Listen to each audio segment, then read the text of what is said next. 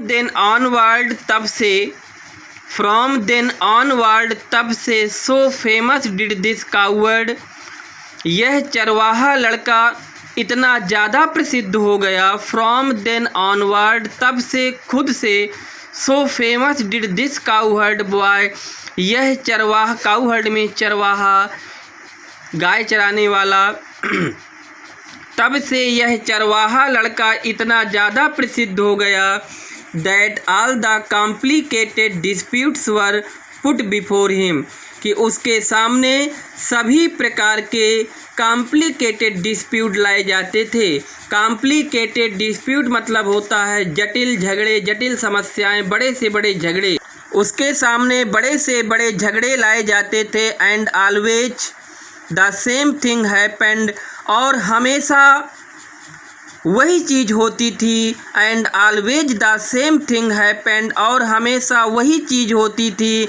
The spirit of knowledge and justice would come to him, ज्ञान और न्याय की आत्मा उसके अंदर प्रविष्ट कर जाती थी।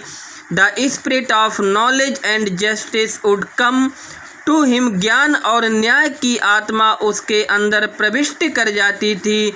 And he would show then the truth, और उन्हें वो सच का मार्ग दिखा देता था। But when he came down from his seat, लेकिन जब वह लड़का अपनी कुर्सी से नीचे उतर आता था, तो he would be no different from the other boys, तो वो अन्य लड़कों से भिन्न नहीं होता था, अर्थात अन्य लड़कों के ही समान हो जाता था। Gradually this news spread through the country side, धीरे धीरे यह समाचार देहातों की तरफ फैल गया, गाँवों की ओर फैल गया। Grown up men and women from all the villages would bring their dispute in the court of the cowherd boy.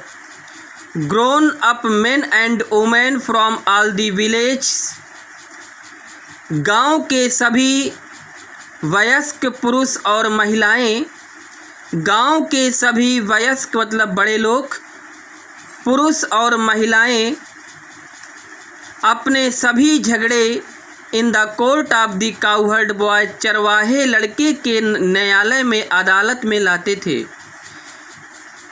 गाँवों से, ऑल द विलेज, सभी गाँवों से वयस्क पुरुष और महिलाएं अपने झगड़ों को चरवाहे लड़के के अदालत में, दरबार में लाते थे।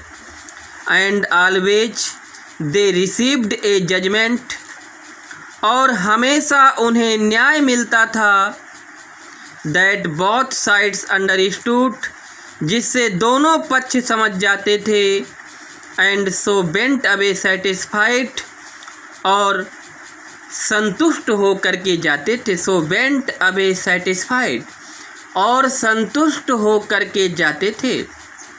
Now the king who lived far away from Ujjain, अब राजा जो उज्जैन से दूर रहता था, now the king who lived far away from Ujjain, अब राजा जो उज्जैन से दूर रहता था, हर्ड दिस स्टोरी, इस कहानी को सुना। वेल, ठीक है, ही सैड, उसने कहा, that the boy must have definitely sat on the judgement seat of Vikramaditya, अवश्य ही यह लड़का विक्रमादित्य के न्याय सिंहासन पर बैठा होगा। वेल, ठीक है, ही सैड, राजा ने कहा, that boy must have definitely sat on the judgement seat of Vikramaditya, वह लड़का अवश्य ही विक्रमादित्य के न्याय सिंहासन पर बैठा होगा। The king's guess was correct, राजा का अनुमान, राजा का अंदाज़ा बिल्कुल सही था। गेस मीन्स अंदाज़ा या अनुमान, राजा का अंदाज़ा, राजा का अनुमान बिल्कुल करेक्ट था, बिल्कुल सही था।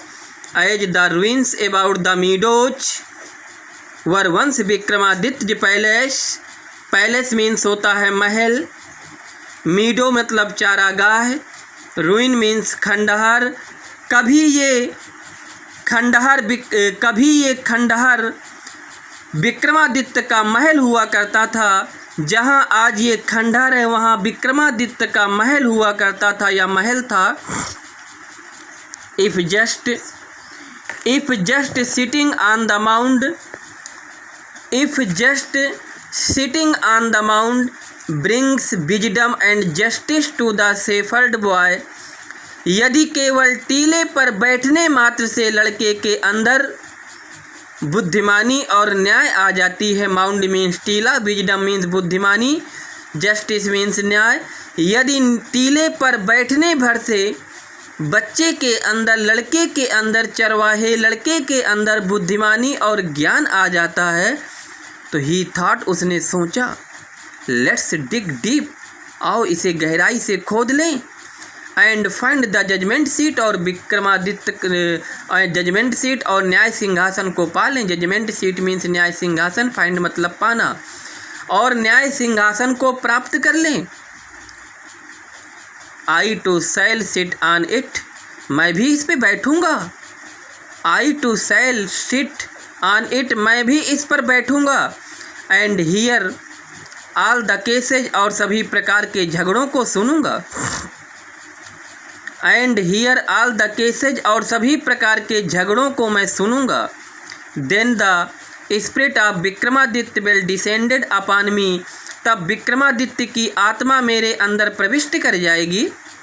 Then the spirit of Vikramaditya will descended upon me, तब विक्रमादित्य की आत्मा मेरे अंदर उतर आएगी। As well as and I shall always be a just king, और मैं एक न्यायप्रिय राजा बन जाऊंगा।